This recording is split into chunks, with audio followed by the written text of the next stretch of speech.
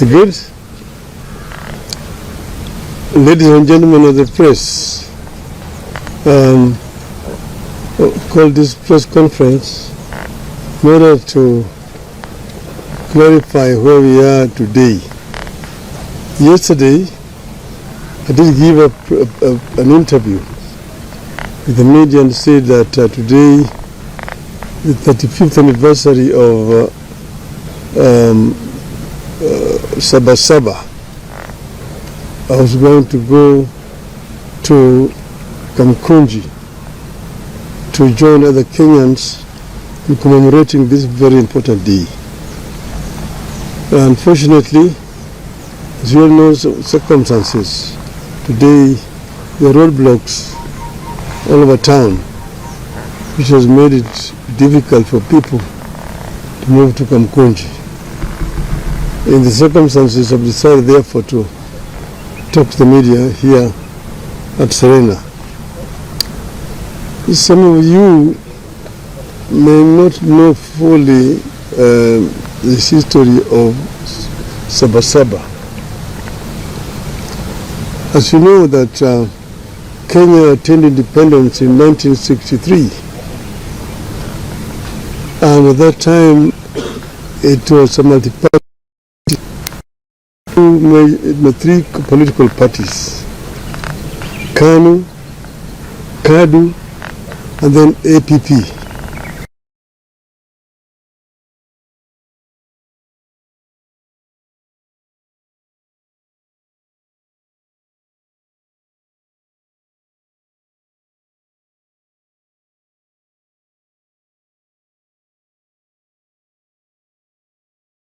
Joined KANU, and KANU remained the only political party. However, in 1966, an opposition party was formed called the Kenya People's Union. This party survived for 3 years and it was banned by the government in 1969. And the leadership of the party were arrested and taken to political detention. From that time onwards, Kenya remained a de facto single party dictatorship from 1969 to 1982. 1982, when some of us wanted to form a political party, the regime then went to parliament and introduced a law to make the country a single party state de jure by introducing a constitutional amendment which is known as Section 2A that made it illegal to form any other political party. So from 1982, it remained literally a single party dictatorship. But that is the reason why in that same year there was a coup attempt which did not succeed. But before that, a number of Kenyans were arrested and taken to political detention. Most of them were lecturers at the University of Nairobi. Mukaru, people like Professor Kamukunji, Professor Willy Mutunga, Dr. Professor Yugi Akongo, quite a number of university lecturers were arrested and detained, and the others, Koigo Amwere, George Anyona, were taken to political detention. So this situation persisted.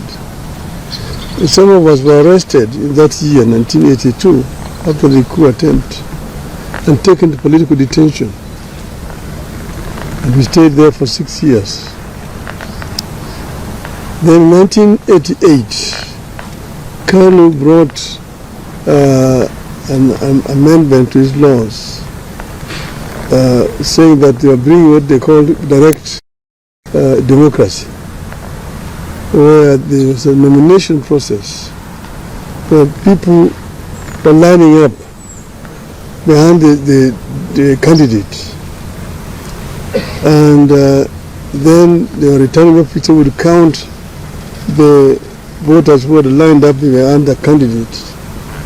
And whoever got the highest number of votes, if you got more than 50% in total, you are automatically declared a member of parliament without having to go to the ballot.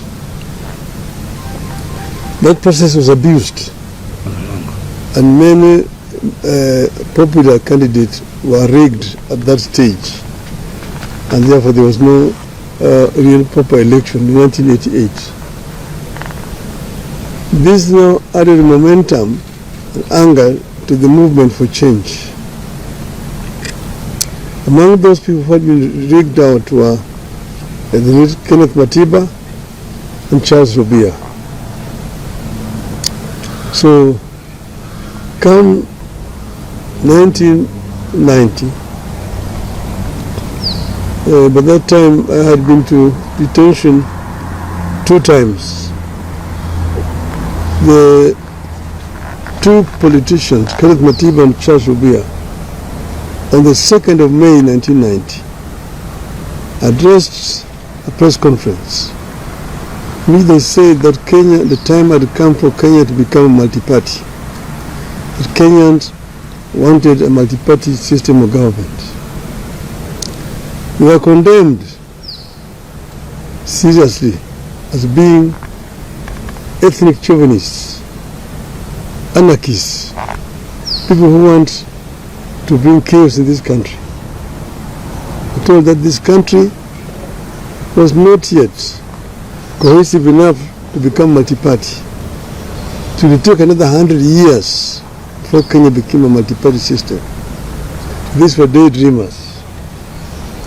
So the kind of machinery at that time set off now to demonize the 2 members of parliament, the 2 former members of parliament.